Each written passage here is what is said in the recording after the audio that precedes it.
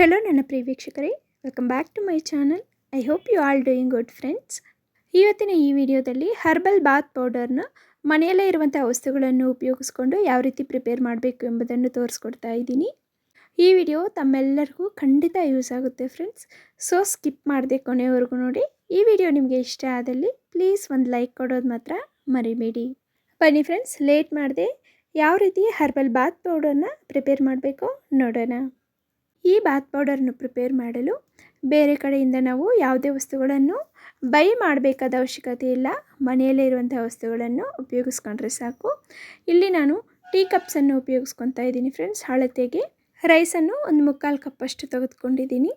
ಈ orange Peel's ಬಂದು ಮನೆಯಲ್ಲೇ ಮಾಡಿರೋದು ಫ್ರೆಂಡ್ಸ್. ಅಂದರೆ ನಾವು ಆರೆಂಜ್ ತಿಂದ ಮೇಲೆ ಪೀಲ್ಸ್ನ ಬಿಸಾಕದೆ ಬಿಸಿಲಿಗೆ ಹಾಕಿ ಒಣಗಿಸಿರೋದು.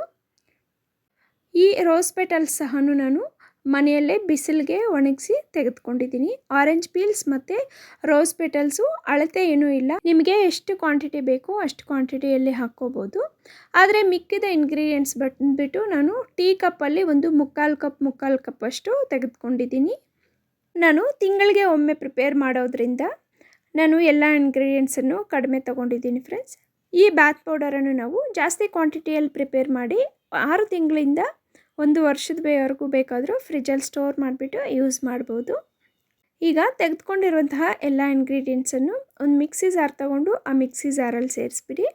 ಇಲ್ಲಿ ನಾನು ತೆಗೆದುಕೊಂಡಿರುವಂತಹ ಇಂಗ್ರೀಡಿಯೆಂಟ್ಸ್ ಬಂದುಬಿಟ್ಟು ಅಕ್ಕಿ 1/4 ಕಪ್ಪು, ಚನ್ನ ದಾಲ್ 1/4 ಕಪ್ಪು, ಹೆಸರು ಕಾಳು 1/4 ಕಪ್ಪು, ಬೇಳೆ ಅಂದರೆ ನಾವು ಮಾಮೂಲಿ ಸಾರಿಗೆ ಬಳಸ್ತೀವಲ್ಲ ಆ ಬೇಳೆ 1/4 ಕಪ್ಪು, ರೋಸ್ ಪೆಟಲ್ಸ್ ಬಂದು 1.5 ಕಪ್ಪಷ್ಟಿದೆ. ಬಟ್ ಆರೆಂಜ್ ಪೀಲ್ಸ್ ಒಂದು 3 ಕಪ್ಪಷ್ಟು ಇದೆ.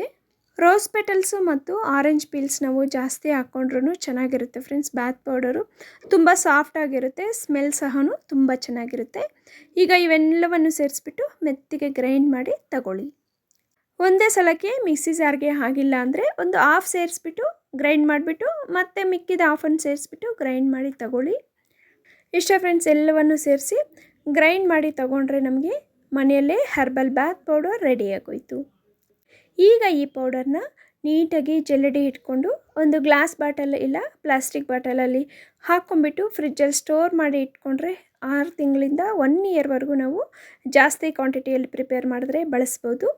ಇಲ್ಲ ನಮಗೆ ಟೈಮ್ ಇರುತ್ತೆ ಅಂದರೆ ತಿಂಗಳಿಗೆ ಒಮ್ಮೆ ಬೇಕಾದರೂ ಮಾಡಿ ಉಪಯೋಗಿಸ್ಬೋದು. ಈ ರೀತಿ ನಾವು ಬಾತ್ ಪೌಡರ್ನ ಮನೆಯಲ್ಲೇ ಮಾಡಿ ಉಪಯೋಗಿಸೋದ್ರಿಂದ ಎಷ್ಟೋ ರೀತಿಯ ಚರ್ಮದ ಸಮಸ್ಯೆಗಳಿಗೆ ಸಂಪೂರ್ಣ ಪರಿಹಾರ ಸಿಗುತ್ತೆ ಫ್ರೆಂಡ್ಸ್. ಚಿಕ್ಕ ಮಕ್ಕಳಿಂದ ಹಿಡಿದು ನಾವು ದೊಡ್ಡವ್ರವರೆಗೂ ಮೇಲ್ ಫೀಮೇಲ್ ಎಲ್ಲರೂ ಉಪಯೋಗಿಸ್ಬೋದು. ನಾವು ಮಕ್ಕಳಿಗೆ ಚಿಕ್ಕ ವಯಸ್ಸಿನಿಂದಲೇ ಈ ರೀತಿ ಮನೆಯಲ್ಲೇ ಬಾತ್ ಪೌಡರ್ಸನ್ನು ಪ್ರಿಪೇರ್ ಮಾಡಿ ಹಚ್ಚೋದ್ರಿಂದ ಅವ್ರ ಸ್ಕಿನ್ ತುಂಬ ಚೆನ್ನಾಗಿರುತ್ತೆ, ಕಲರ್ ಸಹ ಚೆನ್ನಾಗಿ ಬರುತ್ತೆ. ಫ್ಯೂಚರಲ್ಲಿ ಯಾವುದೇ ತರಹದ ಸ್ಕಿನ್ ಪ್ರಾಬ್ಲಮ್ಸ್ ಬರಲ್ಲ. ಜಲ್ದಿ ಹಿಡಿದ ಮೇಲೆ ಈ ರೀತಿ ತರ್ತರಿಯಾಗಿ ಸ್ವಲ್ಪ ಉಳಿಯುತ್ತಲ್ಲ, ಅದನ್ನು ಮತ್ತೆ ಮಿಕ್ಸಿ ಮಾಡಿಕೊಂಡು ಈ ರೀತಿ ನಾವು ಮತ್ತೆ ಜಲ್ದಿ ಹಿಡ್ಕೊಂಡ್ರೆ ಅದು ಸಹ ನೀಟಾಗಿ ಪೌಡರ್ ಆಗೋಗುತ್ತೆ.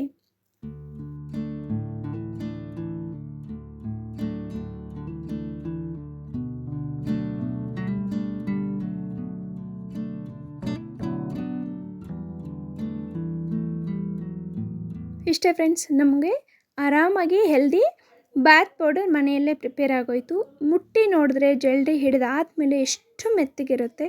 ಅರೋಮಾ ಅಂತೂ ತುಂಬ ಚೆನ್ನಾಗಿದೆ. ನಾವು ಖಂಡಿತ ಟ್ರೈ ಮಾಡಬೇಕಾದ ಹೆಲ್ದಿ ರೆಸಿಪಿ ಅಂತಲೇ ಹೇಳ್ಬೋದು ಫ್ರೆಂಡ್ಸ್. ಯಾಕಂದರೆ ಅಷ್ಟು ಚೆನ್ನಾಗಿದೆ. ನಾವು ಸ್ನಾನಕ್ಕೆ ಹೋಗೋವಾಗ ಒಂದು ಚಿಕ್ಕ ಬೌಲಲ್ಲಿ 1 ಟೇಬಲ್ ಸ್ಪೂನಷ್ಟು ಹಾಕ್ಕೊಂಡು ಹೋದರೆ ಸಾಕು, ನಾವು ಆರಾಮಾಗಿ ಒಂದು ಸಲ ಸ್ನಾನ ಮಾಡೋಕ್ಕಾಗತ್ತೆ. ಮಕ್ಕಳಿಗೂ ಅಷ್ಟೇ, ನಾವು ಒಂದು ಕಪ್ಪಲ್ಲಿ ಸೇರಿಸ್ಬಿಟ್ಟು ರಾ ಮಿಲ್ಕ್ ಇಲ್ಲ ವಾಟರನ್ನು ಸೇರಿಸ್ಬಿಟ್ಟು ನೀಟಾಗಿ ಮಿಕ್ಸ್ ಮಾಡಿಬಿಟ್ಟು ಮಸಾಜ್ ಮಾಡಿ ಆಮೇಲೆ ಸ್ನಾನ ಬೇಕಾದರೂ ಮಾಡಿಸ್ಬೋದು. ಈ ಹೆಲ್ದಿ ಬಾತ್ ಪೌಡರ್ನ ನಾವು ಫೇಸ್ ಪ್ಯಾಕ್ ಆಗಿ ಬೇಕಾದರೂ ಬಳಸ್ಕೋಬೋದು. ಫೇಸ್ ಪ್ಯಾಕ್ ಆಗಿ ಬಳಸಬೇಕು ಅಂದರೆ 1-2 ಟೇಬಲ್ ಸ್ಪೂನಷ್ಟು ಬಾತ್ ಪೌಡರ್ನ ತಗೊಳ್ಳಿ. ರಾ ಮಿಲ್ಕ್ ಅಂದರೆ ಕಾಯಿಸದೇ ಇರುವಂತಹ ಹಾಲನ್ನು ಸೇರಿಸ್ಬಿಟ್ಟು ನೀಟಾಗಿ ಮಿಕ್ಸ್ ಮಾಡ್ಕೊಳ್ಳಿ. ಮಿಕ್ಸ್ ಮಾಡಿರುವಂತಹ ಈ ಮಿಕ್ಸ್ಚರ್ನ ಈಗ ಫೇಸ್ಗೆ ಅಪ್ಲೈ ಮಾಡಿಬಿಟ್ಟು ಒಂದು 15 ಮಿನಿಟ್ಸ್ ನಂತರ ನಾವು ಫೇಸನ್ನು ತೊಳೆದ್ರೆ ಫೇಸ್ ಸಹ ತುಂಬ ಗ್ಲೋ ಬರುತ್ತೆ, ಕಲರ್ ಸಹ ಚೆನ್ನಾಗಾಗುತ್ತೆ. ನಾವು ಸ್ನಾನಕ್ಕೆ ಉಪಯೋಗಿಸ್ಬೇಕು ಅಂದರೆ ಈ ಥರ ರಾ ಮಿಲ್ಕಲ್ಲಿ ಬೇಕಾದರೂ ಮಿಕ್ಸ್ ಮಾಡಿಕೊಂಡು ಅಪ್ಲೈ ಮಾಡ್ಕೋಬೋದು ಫುಲ್ ಬಾಡಿಗೆ. ಇಲ್ಲ ಅಂದರೆ ನಾವು ಸ್ನಾನಕ್ಕೆ ಉಪಯೋಗಿಸುವಂತಹ ವಾಟರ್ನೇ ಬೇಕಾದರೂ ಈ ಪೌಡರಲ್ಲಿ ಸೇರಿಸ್ಬಿಟ್ಟು ಈ ಥರ ನೀಟಾಗಿ ಮಿಕ್ಸ್ ಮಾಡಿಬಿಟ್ಟು ಬೇಕಾದರೆ ಸ್ನಾನಕ್ಕೆ ಉಪಯೋಗಿಸ್ಬೋದು.